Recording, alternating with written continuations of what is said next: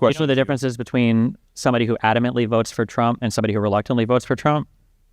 What? There's none. I think that's the issue. Is there's like I'll find a lot of these people who are like, oh, I don't know, I don't fully support it. Like at the end of the day, a vote is a vote. It all gets counted up the same way. So I mean, it doesn't really matter if he still has support. Like Donald Trump is an extremely unhinged, like quasi-fascist, like just an unbelievable person, and I can't imagine what it would be like to even reluctantly vote for somebody like that. Like something is so broken, I think, with the concept of America right now, if that's the case.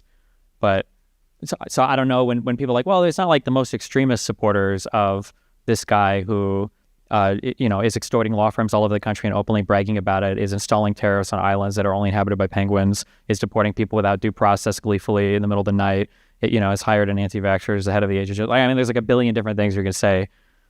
And it's like, well, yeah, but Kamala was woke. Well, I don't think that's the only issue. I think there was a lot of people's issue to where the issue with Kamala that at least I heard was that there wasn't like a consensus around her to put her as the primary. There was not a primary for her. She just kind of was the front runner just suddenly. Yeah, but nobody believes that. Nobody actually cared about that. I don't know about nobody. I think they didn't. Because if they did, because find me any of these people, and I want to see how much they were tweeting about the fact that Donald Trump refused to debate any of the other primary challengers. Well, that's again where my issue comes in, where they weren't active online. They just had an opinion, and they, so that's just showing up anywhere in the media, anywhere. Then I mean, that's I agree with you there, where they need to make their voice heard, and they need to actively be active online, or anywhere. It doesn't have to be online. It could be in the media. It could be a politician. Well, exactly. Yeah, but why can't you? But you know why you can't do that, though, right?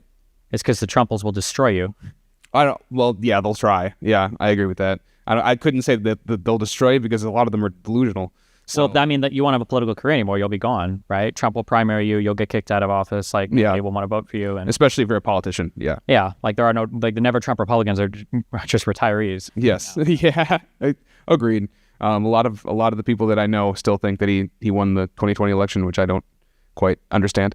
But so I guess that's like fucking insane, right? Yes. No, I agree, 100%. But but like you're just like casually dropping what would be the most unbelievable conspiracy in the history of all of governments across the planet for all of time. I agree. That election was rigged. Yeah, but there's also the people on the left that I've also seen in my Facebook, groups, or even just Facebook friends that I have, that are just now saying that the 2024 election must have been rigged because there's no way Trump should have won. Yeah, but do you know who's not saying that? Kamala Harris. I agree. Democratic leadership. No, I agree. And you know who is saying it on the right side? Donald Trump. I know, I agree. So it's not, it's like a different world. And every single I think there was one cabinet person who acknowledged that question and said that Donald Trump had lost the 2020 election. Yeah. And I don't know, I think everybody else talked around it. They did, yeah. Including J.D. Vance. That's kind of crazy that the world's leadership in democracy currently has a president that doesn't believe in the outcome of the last election he lost. Yeah, no, I agree with that. And it's a big problem too that most MAGA Republicans are the same way. But I do have another question that's like not relating to any of this. I wanted to know your opinion on, and I think I know it, but your opinion on the deportation of what's the name? Kilmar, I believe. I haven't dug as much into the legal stuff on that.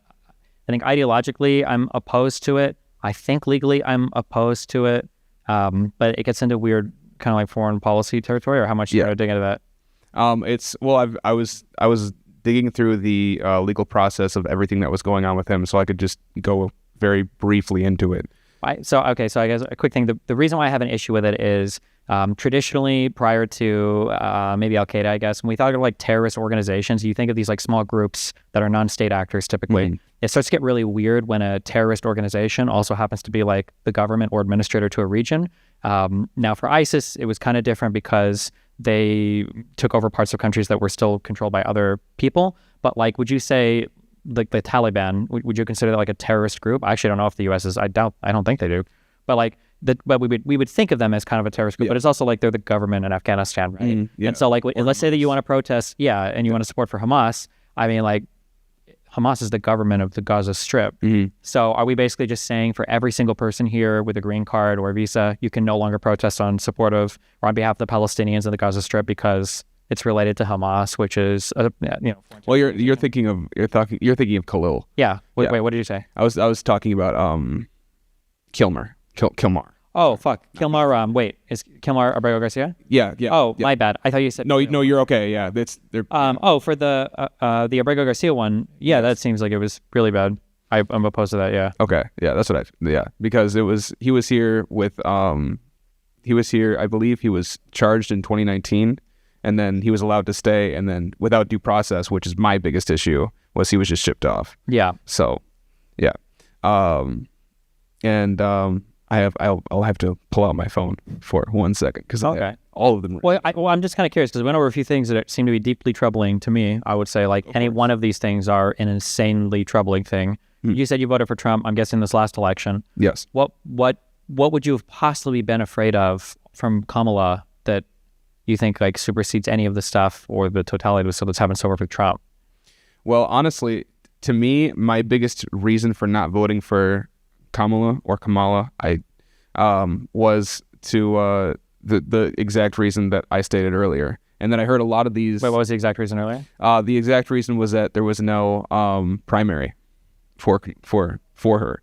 And the whole reason I wait, why would that have to do with whether or not you thought she would have been a better candidate? Because it wasn't really that. It was more so the fact that I heard a lot of what are the problems, or I guess not problems, worries about Joe Biden from the right when he was running, that he would ban guns, or about like a lot of crazy things. And then I heard a lot of crazy things about Donald Trump. And I just put them up against each other. And I'm like, well, these things could come true, or we might do okay. Okay, but I'm like curious. If you look at the record, so Trump banned bump stocks. Yeah. Biden didn't take our guns. Yes. Oh, so I feel like it's 1 point for Biden. Yes. What was another issue that we were worried about between Biden and Trump? Biden got the infrastructure bill passed. Trump wanted to do that and wasn't able to. Foreign policy-wise, I mean, we were involved arguably with less stuff. There was the Ukraine stuff and there was the Gaza stuff. But we exited Afghanistan, even if it was sloppy. We exited Afghanistan. We weren't involved in the Yemen stuff anymore. We weren't involved in anything in Syria, basically. I'm just curious, like, what was the thing? If you look at the 4 years of each, where do we give Trump points on? Where we're like, oh, I would rather have 4 more years of Trump than 4 more years of a Biden-esque. Well, because I think I was going to say that's kind of a hard question. It's not really, because a lot of things that people give Trump credit for, he kind of walked into from the previous administration. So that's where I'm like, I can't really give him the credit for those things, because Obama should be given credit for those things. So